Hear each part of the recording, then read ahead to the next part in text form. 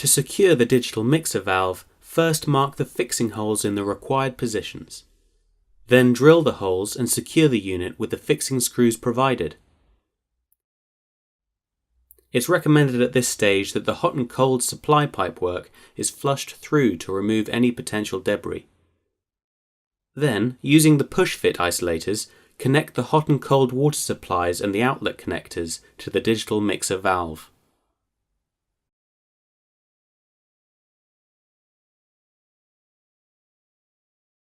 To connect the coupler cable, first remove the anti-tamper plate and the rubber grommet from the digital mixing valve. Fit the rubber grommet over the cable, then connect the coupler cable to the valve, inserting the rubber grommet into the socket to provide a watertight connection. Reinstall the anti-tamper plate to secure the grommet and coupler cable in place. The electrical connection should be a 3 amp switched fuse spur.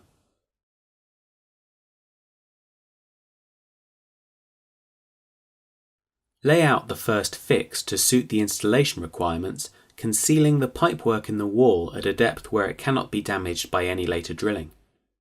The bottom bracket of the shower slide rail incorporates the right-angled connector to which the shower hose will be attached. Ensure at this stage that there is adequate height between the ceiling and the incoming supply for the slide rail to be located. It's recommended that the cable for the user interface is fed within a suitable conduit.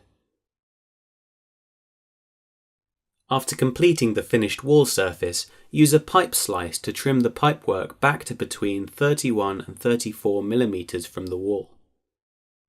To install the right-angled connector, mark the wall using the backplate as a template and drill and secure the backplate using the screws provided, taking care so as not to damage any concealed pipework whilst doing so.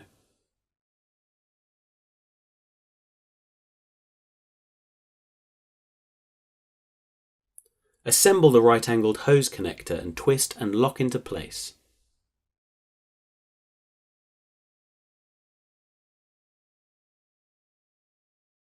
To install the shower fittings, first measure 621 mm from the top screw of the right-angle connector and mark a fixing hole for the top supports.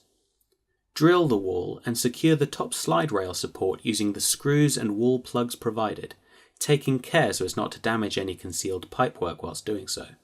Fit the chrome cover over the elbow assembly and tighten the screw anti-clockwise to secure into place. Next, assemble all of the components onto the slide bar and fit the assembly into position. Once happy with the configuration, remove the slide bar assembly and tighten the screw on the reverse of the top support to secure the slide rail into position. Then refit the slide bar assembly and secure into place with the Allen screw provided.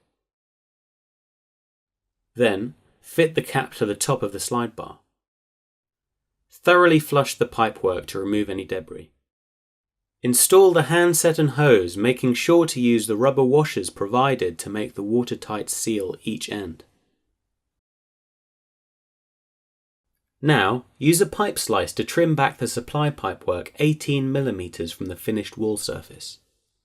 Using the backplate as a template, mark and drill the wall using the screws and wall plugs provided to secure the backplate into place.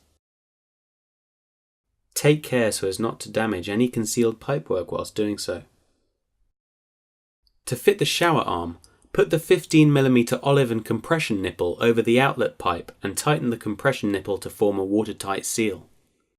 Fit the concealing shroud, compression nut and olive onto the shower arm and slot the arm assembly into the compression nipple, ensuring that the deluge connection is facing straight down. Then tighten the 22 mm compression nut, taking care to support the compression nipple with an additional spanner. Then hand tighten the concealing shroud onto the backplate. Before fitting the deluge head, flush the pipework through to remove any possible debris and fit the necessary flow regulator and filter as recommended in the instructions.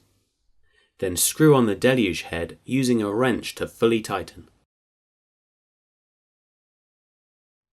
Having completed the finished wall surface, use the template provided with a spirit level to mark and drill the user interface fixing points. Drill a 30mm hole to house the user interface connections. Take care so as not to damage the user interface cable concealed in the wall. Next, fix the backplate to the wall with the wall plugs and screws provided. Having located the user interface cable from the conduit in the wall, connect the cable on the back of the user interface to the cable from the valve, concealing the supply cable in the cavity of the wall. Push the interface into the backplate, top first, making sure to press the button on the bottom to click the user interface into place. Having done so, the final connection can be made at the mixing valve by connecting the user interface cable to the coupler cable. Making sure that it's on a flat, even surface, mark the center position where you want to install the on-off button with an obvious vertical line. Taking care so as not to damage the user interface cable within the wall cavity, drill a 30mm hole through the finished wall surface. Then retrieve the digital valve cable from the wall cavity. Next, using the cleaning wipe supplied, clean the surface around the mounting hole, leaving the marked vertical line. Remove the adhesive back from the button, then connect the cable to the on-off button, pushing the rubber grommet into place to prevent potential water ingress. Visually align the on symbol to the line on the wall, using the vertical line applied earlier. Having done so, the final connection can be made at the mixing valve by connecting the user interface cable to the coupler cable. In the event that the deluge and variable handset supplies happen to be crossed as part of the installation, this can easily be rectified by use of the Mira Mode app. Now your Mira Mode dual digital shower is ready to use.